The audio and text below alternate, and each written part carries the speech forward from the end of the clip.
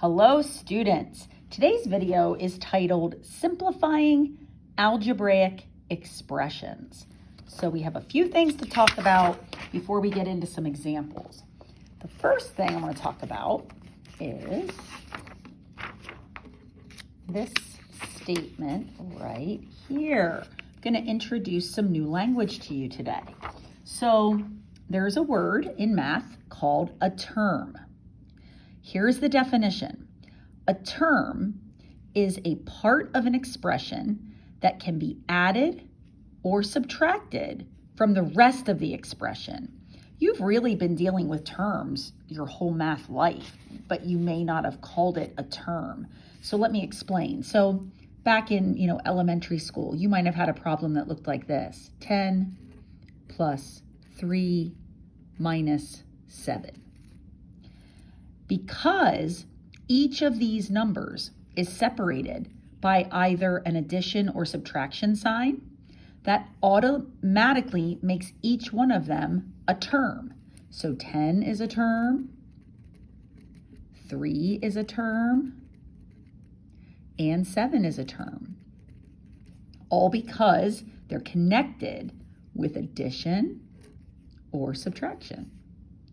Now, when you add them left to right or subtract, use order of operations, 10 plus 3, well, that would become 7. 10 plus 3 would become 13. And then 13 minus 7 would become 6. So you go from having 3 terms to 2 terms to your final answer, which is 1 term. So that's all a term means. And you can have it with letters too. Like if I have x plus y, x and y are separated by a plus sign. Each one is a term. So this is 2 terms. And that's all there is to that. Okay, let's look at the next little bullet here. In the expression 7x plus 8y plus 5z, there are 3 terms. Do we agree with that? The terms are 7x, 8y, and 5z. I think I agree with that. I think 7x would be a term. Then comes the plus sign, followed by 8y, which is a term, followed by 5z, which is a third term. So I would have to agree. Good. Okay, next bullet. Here's new language. A coefficient, let me circle that word. A coefficient is the number in front of a variable. And a variable is a letter. So a coefficient is the number in front of a letter. In the term 4x, 4 is the coefficient. Absolutely. I can give you another one here. 5y. The coefficient is 5. Negative 3t. The coefficient is negative 3. Okay? And our last bullet, like terms can be combined to simplify an algebraic expression. To be like, terms must have the same variable, and that variable must have the same exponent. Let me give you an example of that. So if you wanted to combine 6x with 2x, you would totally be allowed to do it. These are called like terms. So you have 2 terms, 1, 2, and they're like for 2 reasons. 1, they both have an x. The letter is a match. Secondly, the exponent on that letter is a match. This is like raised to the first power, and so is this. So 6x plus 2x equals, all you do, add the coefficients. 6 plus 2 is 8, and you bring the x along. So if you have 6 of these and 2 of these, now you have 8 of these, 8 x's. That is called combining like terms. And if you don't believe me, we can test it. Let me grab a different color here. If we would take x, which is just holding the place for a number right now, say we let x be 5. So let's let x be 5. Well, if we plug a 5 here and we put a 5 here, we know that 6x, when they're butted up against each other, means multiply. So 6 times 5 and 2 times 5. Okay, well 6 times 5 is 30, and 2 times 5 is 10, and 30 plus 10 would give me 40. Now if I come over here to the 8x, and I let the x be 5, 8 times 5, 40. So you're going to get the same answer whether you leave it as 2 terms or combine it into 1. Great. Okay, last but not least, we have 4 examples of combining like terms. We'll start with an easy one.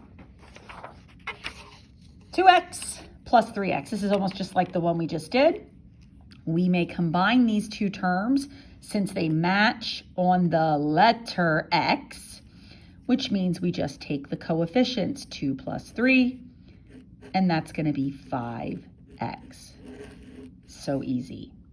Let's try another one. Now we have 3 terms, 8x minus 2x plus 5x.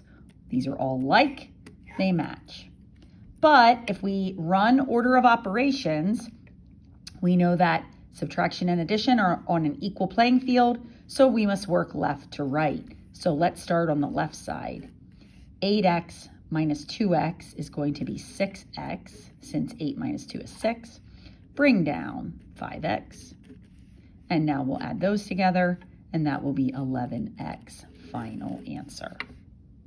Pretty simple once you get rolling. Okay, and the last 2, we've got 3g plus 7g minus g. One thing I want to point out, when a term does not have a coefficient, like this term has a 3 for its coefficient, a 7, this has nothing, you are to assume it's 1g. Okay, there's like an imaginary 1 there. So we have 3g plus 7g minus 1g. Again, addition and subtraction, we will work left to right. 3g plus 7g, 10g minus 1g, and 10g minus 1g will give us 9g, final answer. Okay, and the last one for this video, a little bit longer. Let's count how many terms we have. We have 1, 2, 3, 4, 5, 6 terms. They are not all alike. These 2 are alike. These 2 are alike. And these 2 are alike. So we may only put together or combine the likes. So let's start here. 4x minus 2x is going to be 2x. And then we'll bring down plus 6y plus y plus 12 minus 9. It's like order of operations. Okay, now looking from left to right, we would want to next add these 2, but we can't. X is not like y, so they have different letters. They're not like, so those cannot join forces. Let's go to the second and third terms. Can they join forces? Yes, they can. 6y plus 1y is 7y. Bring down the rest.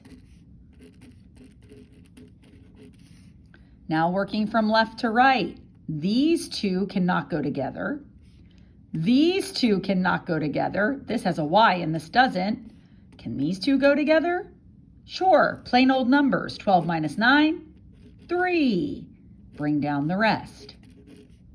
And that problem is considered finished because we have put together and joined forces with everything that we could. We are left with 3 terms in our final answer, and sometimes that happens. That's okay. All right, combining like terms, some language, terms, coefficients, like terms. Thanks for watching, and happy trails to you.